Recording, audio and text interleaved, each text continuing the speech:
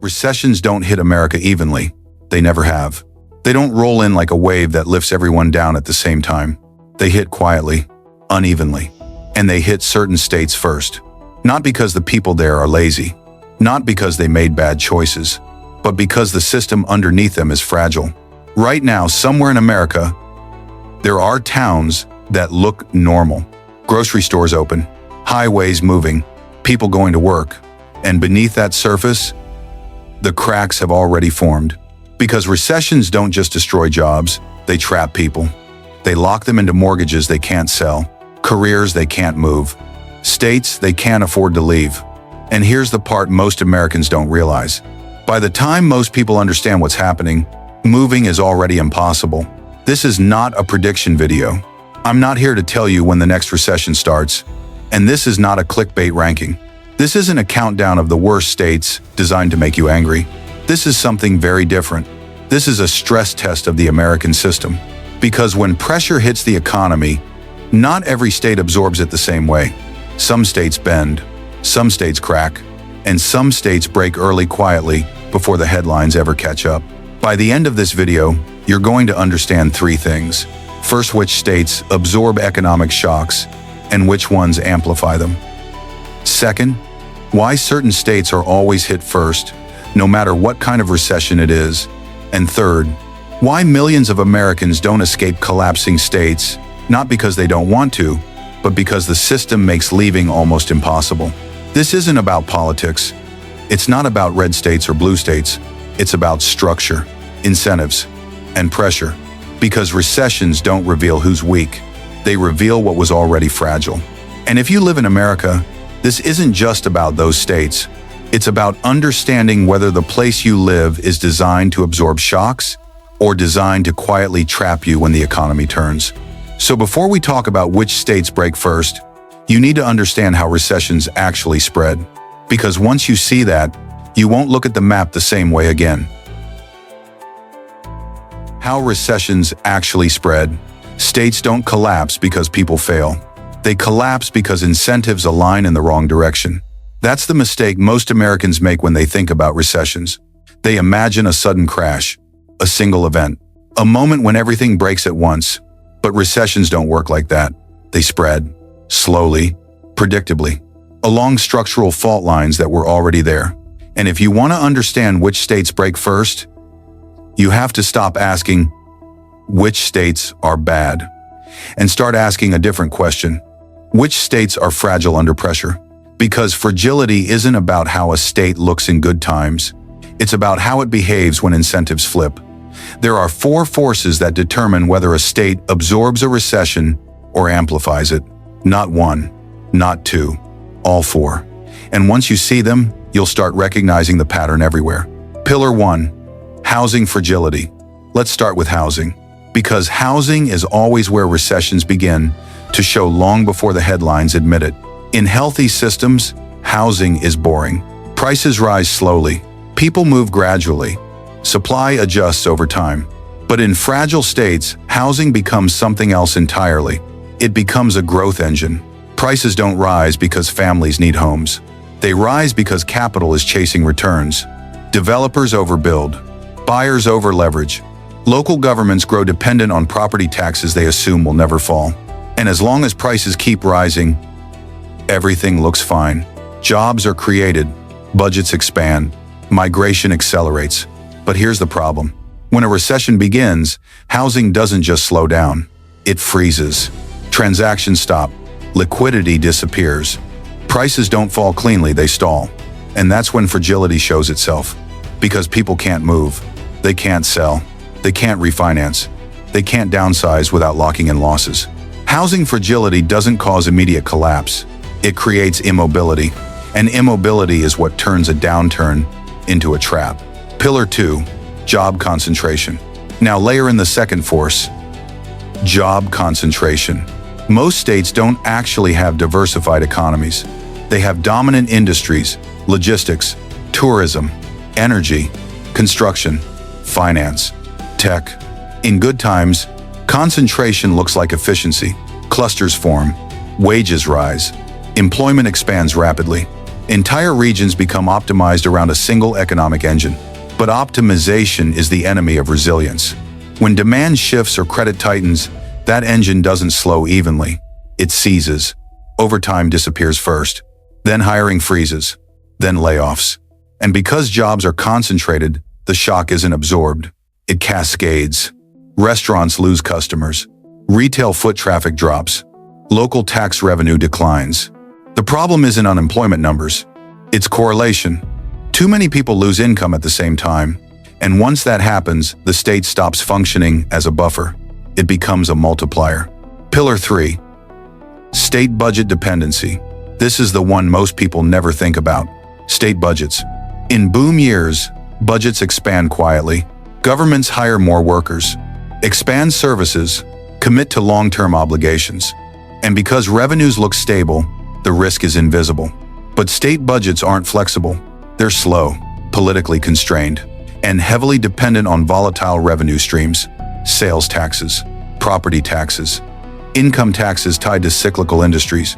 When a recession hits, revenue falls immediately, but expenses don't. So states are forced to choose: cut services, lay off workers, raise fees, delay infrastructure. Every choice feeds back into the economy. Public sector layoffs hit housing. Service cuts reduce local demand. Delayed projects hurt contractors and suppliers. This is how recessions spread from private markets into daily life. Not with a crash, but with erosion. Pillar 4. The migration illusion. 22me. Finally, the most deceptive force of all, migration. In boom states, migration is celebrated as proof of success. People are moving in. Housing demand is strong. Jobs are plentiful. But migration can be an illusion, because not all inflows are equal. When growth is driven by affordability gaps elsewhere, rather than productivity, states fill up with people who are already financially stretched. They arrive with debt. They rent instead of own. They rely on continued income growth to stay afloat. When a recession hits, they don't leave. They can't. They're the most exposed and the least mobile. Migration looks like strength, but under stress, it becomes inertia. How these forces interlock. Here's the critical part. No single pillar causes collapse. It's when all four align. Housing freezes. Jobs contract simultaneously. State budgets tighten, and people can't leave. That's when a state doesn't just experience a recession, it internalizes it. The downturn stops being temporary. It becomes structural. And this is why some states recover quickly, while others stagnate for a decade. Not because people try harder, but because the system either releases pressure or traps it, locking the viewer in. Now here's why this matters. Because every state you're about to see later in this video isn't bad. They're optimized. Optimized for growth. Optimized for efficiency. Optimized for boom times. And optimization always comes at the cost of resilience. So as we move forward, we're not asking which states are failing. We're asking something far more uncomfortable. Which states are built to absorb shock, and which ones quietly turn pressure into collapse? Because once you understand that, you'll start recognizing the pattern, and you'll start asking a much more personal question. Where do you sit inside this system? This is where it starts to feel real. Not on Wall Street, not in Washington, but in places most Americans don't think of as fragile. Because the first states to crack during a recession don't look weak. They look productive, busy, efficient. They're states that move things, build things, deliver things, and that's exactly why they break first. Picture a state built on movement, highways stretching for miles, distribution centers rising out of flat land, trucks moving day and night. This state doesn't make headlines. It doesn't feel speculative. It feels practical. Boxes come in, boxes go out. The economy hums. At the center of it all is a man like this. He's 41 years old. A warehouse supervisor, 10 years with the same company. He doesn't consider himself at risk. He works overtime. He trains new hires. He believes logistics is recession-proof because people always need stuff. And for a long time, he's right. But recessions don't start with layoffs. They start with silence. First, the overtime disappears. Not announced. Just gone. Extra shifts quietly removed from the schedule. Then hiring freezes. New positions vanish. Temporary workers aren't renewed. And here's the moment that matters. His paycheck hasn't changed yet, but his margin has. Because his mortgage isn't fixed. It adjusts. And the savings he built were built on overtime that no longer exists. This is the first crack. Not unemployment, credit. The credit card balance rises. The emergency fund stops growing. The margin for error disappears. And he doesn't panic. Because nothing has happened yet. That's how the first wave works. Damage without drama. Unemployment doesn't rise first. Credit dries up first. Now zoom out. The warehouse is still running. Trucks are still moving. But volumes are lower. Just slightly. Enough that local restaurants feel it. Enough that weekend spending slows. Sales tax revenue dips. The city doesn't announce a crisis. It cuts quietly. A delayed road project. A hiring pause. A postponed upgrade. None of this makes headlines, but it compounds. Because this city is optimized for flow, optimized for speed, optimized for volume. And optimization leaves no slack, no cushion. When demand softens, everything tightens at once. This state doesn't collapse. It stiffens. And stiffness is brittle. Now move to a different place. A fast-growing metro area. Cranes everywhere. New subdivisions. New retail. This state looks alive. People are moving in. Prices are rising. Jobs are plentiful. At the center is a woman in her mid-30s. She works as a project coordinator for a regional construction firm. She doesn't swing a hammer. She manages schedules, vendors, permits. Her income feels stable. Construction has been booming for years. But construction isn't one industry. It's a chain. Financing, permits, materials, labor, and chains break at their weakest link. When credit tightens, projects don't fail loudly. They pause. A developer delays a phase. A lender reassesses risk. A buyer waits. The pipeline thins. Her phone rings less. Meetings cancel. Again, no layoffs. Just uncertainty. And uncertainty is corrosive. Because her rent is rising. Childcare costs are rising. And her job security depends on projects that exist only on paper. Boom states don't crash. They stall. Now look at the state government. In boom years, spending expanded. New schools. New infrastructure. New obligations. Because revenue was flowing. Property taxes were rising. Sales taxes were strong. But now transactions slow. Not prices. Transactions. And that difference matters. Because governments don't tax value. They tax activity. When activity slows, revenue drops faster than people expect. Budgets don't adjust smoothly. They snap. Hiring freezes. Contract delays. Service reductions. Public sector workers feel it next. Not with layoffs. With uncertainty. And uncertainty spreads. The first wave doesn't look like chaos. It looks like compression. Households lose margin. Businesses lose flexibility. Governments lose room to maneuver. And because these states rely on movement, of goods, of people, of projects, once movement slows, the system tightens everywhere at once. This is the early crack, the kind most people miss. Because nothing has collapsed yet. Go back to the warehouse supervisor. He's still employed, but he's trapped. Selling his house now would lock in losses. Moving would mean giving up seniority. Healthcare is tied to his job, so he stays. He cuts spending. He delays decisions. He waits. And when millions of people do that at the same time, the recession deepens. Not because people panic, but because they freeze. And this is only the first wave. Because when these optimized states tighten, demand falls everywhere else. Suppliers feel it. Service economies feel it. Tourism feels it. And that's when the illusion of safety begins to crack. Because the next states to fall won't look fragile at all. They'll look successful, growing, popular, confident, until pressure exposes what growth was hiding. And that's where this story goes next. Growth hides fragility. That's the lie at the center of Wave 2 states. These are the places everyone points to when the economy looks strong. Fast growth, strong demand, people moving in every day, new homes, new businesses, new optimism. On the surface, these states look insulated, protected. They're not losing jobs. They're gaining people. They're building faster than anyone else. And that's exactly why people believe they're safe. Because nothing looks wrong. At first glance, everything is working. Housing prices are high, but that's seen as a sign of success. Migration is strong, but that's called opportunity. Tax revenue is rising, but that's framed as momentum. Local leaders celebrate growth. Developers expand. Banks lend aggressively. This is the phase where headlines are still positive. This is where the illusion of safety lives. Picture a state like this. Sunday. New subdivisions. Cranes everywhere. People arrive with hope. They're leaving expensive cities. They're chasing affordability that's already disappearing. They take new jobs. They buy homes at higher prices than they planned, but they tell themselves it's worth it. Because growth feels like protection. In these states, growth isn't gradual. It's compressed. 10 years of expansion happens in 3. Roads fill up faster than expected. Schools exceed capacity. Hospitals stretch thin.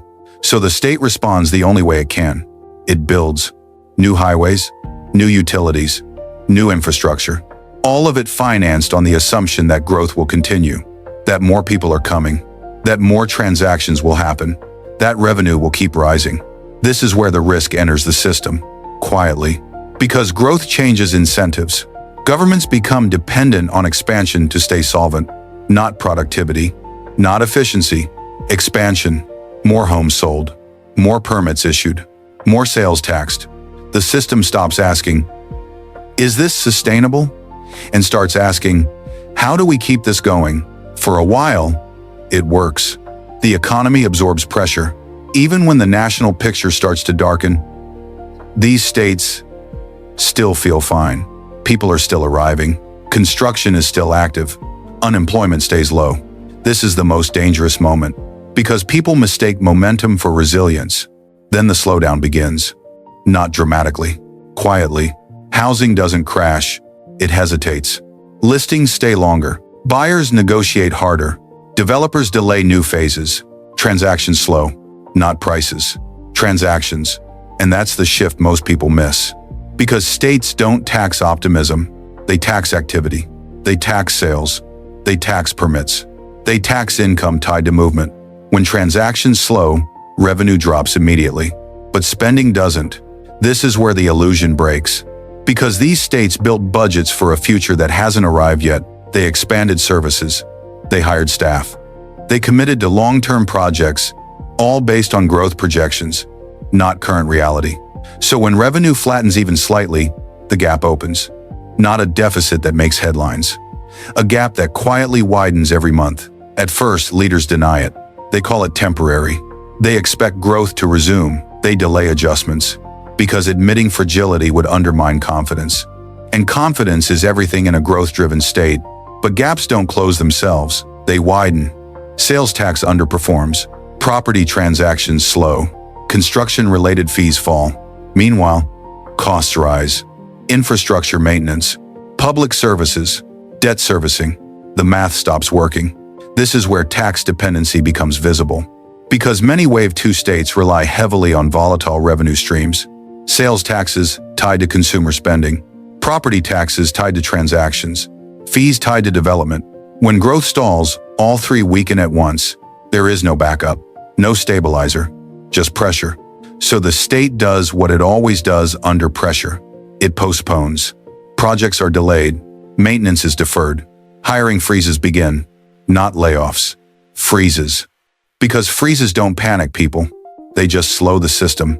Now look at infrastructure. Those highways built for growth.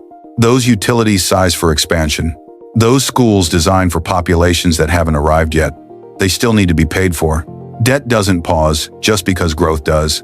An overbuilt infrastructure becomes a drag. Instead of enabling growth, it drains budgets. This is the snap point. The moment when growth flips from asset to liability. Because the faster a state grew in good times, the faster it snaps in bad ones. Now bring it down to the individual. A couple in their early 40s moved here 2 years ago. Bought a house near the top of the market. They didn't overextend on paper, but their budget assumed stability. Stable income, stable prices, stable growth. Now, overtime is gone. Bonuses disappear. Healthcare premiums rise.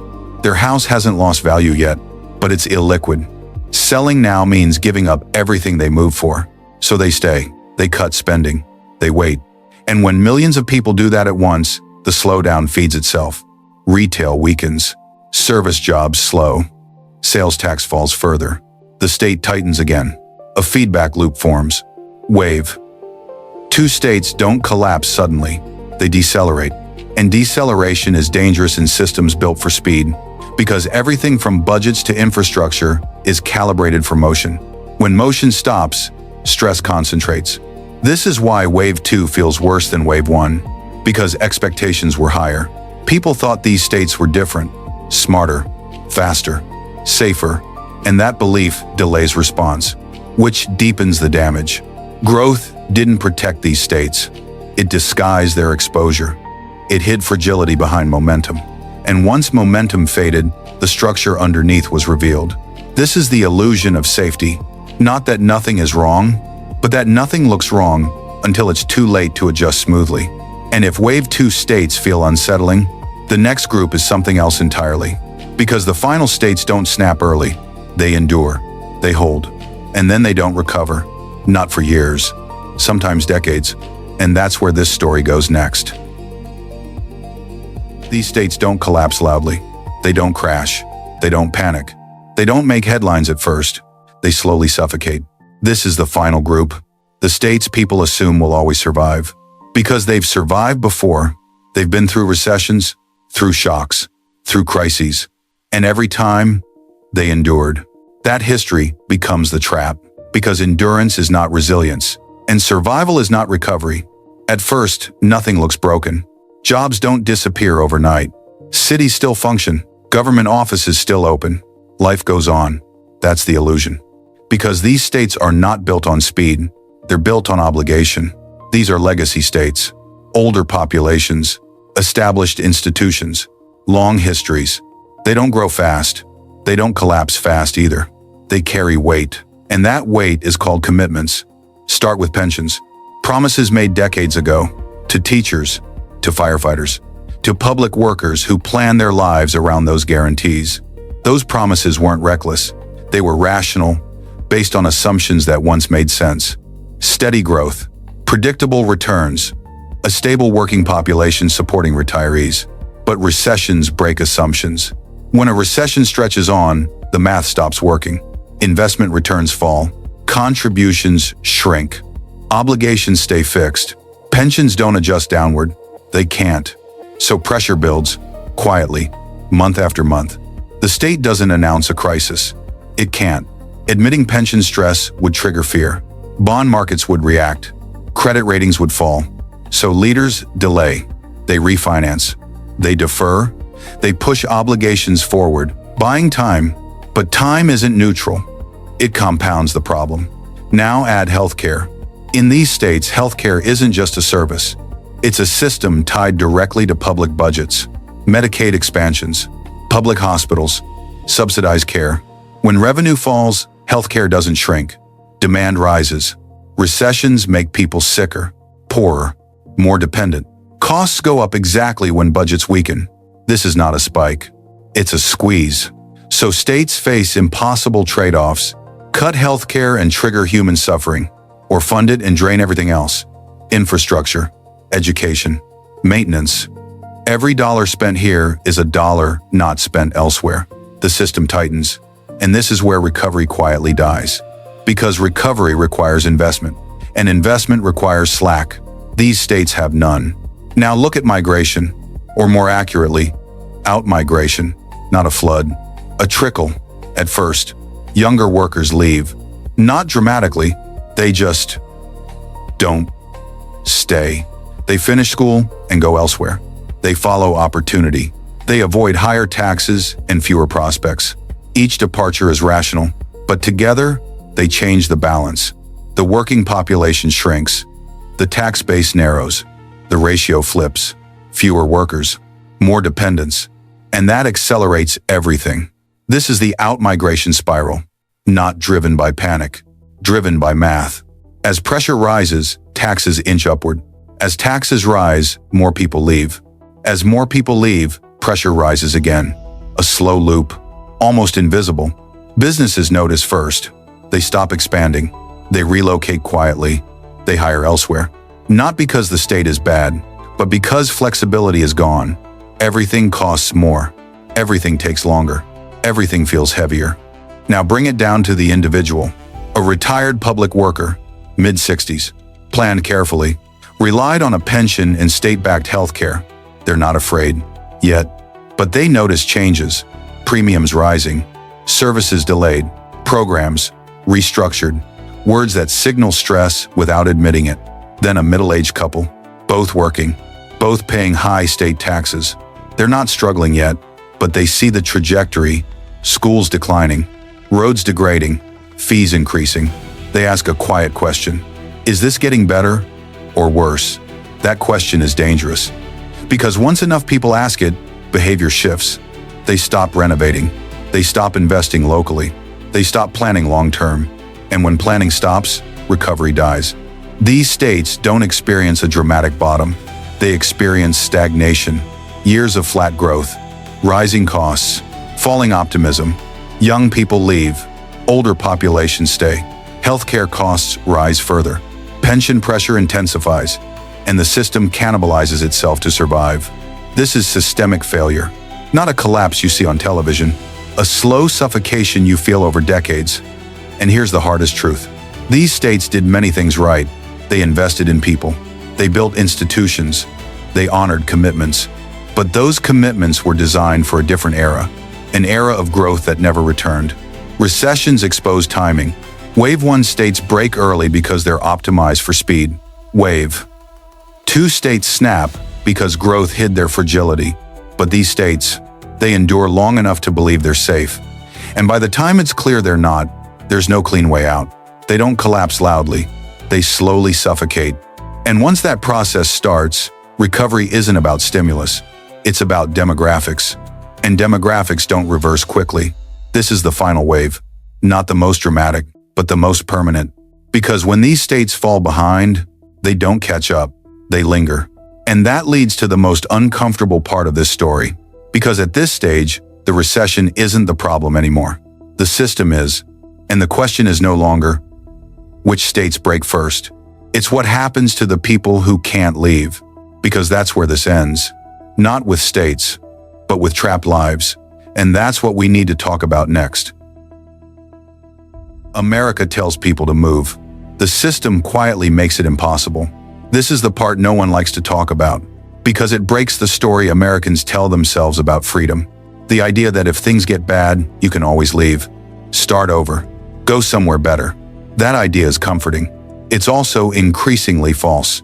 When recessions drag on, people don't stay because they're stubborn.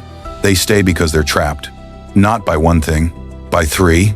And once all three are in place, escape stops being a choice. It becomes a fantasy. The first trap is housing, not homelessness. Home ownership, the thing Americans are told is the foundation of stability. In good times, a house feels like freedom. In bad times, it becomes an anchor. When a recession hits, housing doesn't behave the way people expect. Prices don't always crash. They freeze. Listings sit. Buyers vanish. Transactions slow to a crawl, and liquidity disappears. That's the key word, liquidity. You can own something valuable and still be unable to use it. For the homeowner, this is the moment everything changes. Selling now means locking in losses. Refinancing isn't an option. Renting it out doesn't cover the mortgage. So the house becomes immobile. And if your house can't move, neither can you. People imagine relocation as simple math. Sell the house, pack up, move on. But in a frozen housing market, that math breaks. You don't sell, you wait. And waiting is how traps form. The second trap is work, or more precisely, skills. Not all jobs travel well. In theory, experience is transferable. In practice, it isn't. Many Americans are trained for local systems, local industries, local regulations, local networks. Their skills make perfect sense where they are, and far less sense anywhere else. A logistics supervisor in a distribution hub, a construction coordinator in a boom metro, a public sector manager in a legacy state. On paper, they're experienced. In reality, their value is context dependent. When they look elsewhere, the jobs don't match. Pay is lower. Requirements are different. Competition is fierce. Moving means starting over. Lower salary, less security, fewer benefits. And in a recession, Starting over is terrifying. So they stay. Not because they love where they are, but because staying feels safer than jumping without a net. The third trap is the quietest and the strongest. Healthcare and family. In America, healthcare is not just care, it's access. It's networks, doctors, coverage rules, and most of it is tied to employment or state systems. Changing states means changing everything. New providers, new waiting periods, new risks. For healthy people, this is an inconvenience. For anyone managing a condition, it's a barrier, a serious one. Now add family, aging parents, shared childcare, community ties, support systems built over decades. Leaving doesn't just mean a new address. It means losing the safety net that makes survival possible. So people calculate, not consciously, emotionally. They ask one question: can I afford to lose everything I rely on at once? And the answer is usually no. This is how traps solidify. Housing locks you in physically. Skills lock you in economically. Healthcare and family lock you in emotionally. Together, they form something powerful. Inertia. This is why recessions don't create mass movement. They create paralysis. People don't flee collapsing states. They freeze inside them. And when millions of people freeze at the same time, the system changes. Consumption drops. Risk-taking disappears. Innovation stalls. The economy doesn't just slow, it hardens. Look at the pattern. The longer a recession lasts, the harder it becomes to leave. Not easier, because every year adds more friction, more sunk costs, more dependencies, more reasons to wait one more year. This is the cruel irony. The moment when moving would help most is the moment when moving becomes least possible. And this isn't accidental. It's structural. America was built on mobility, but modern America is built on lock-in, debt, housing, healthcare, localized labor markets, each one rational on its own. Together, a cage. People blame themselves. They think they waited too long, made the wrong choices. But the truth is simpler. The system was designed for stability in good times, not flexibility in bad ones. This is why advice like just move rings hollow. It ignores reality. It ignores cost, risk, loss. And most importantly, it ignores timing. By the time the danger is obvious, options are gone. By the time fear sets in, liquidity is gone. By the time people want out, the doors are already heavy. This is why recovery becomes uneven. Not because opportunity doesn't exist, but because access to opportunity becomes selective. Those with capital move early, those without it wait, and waiting changes outcomes. This is the final truth of recessions. They don't just separate strong states from weak ones, they separate mobile people from immobile ones. America tells people to move. The system quietly makes it impossible. And once you see that, you stop asking which state will collapse first. You start asking a much harder question. If things go wrong, would you actually be able to leave? Because that question doesn't end with geography, it ends with design. And that's where this story has been leading all along. Recessions don't reveal weak states. They reveal a fragile country unevenly. That's the bigger truth underneath everything you've just seen. Because by now, it should be clear, this was never really about which state breaks first. It was about why breakage looks so different depending on where you live.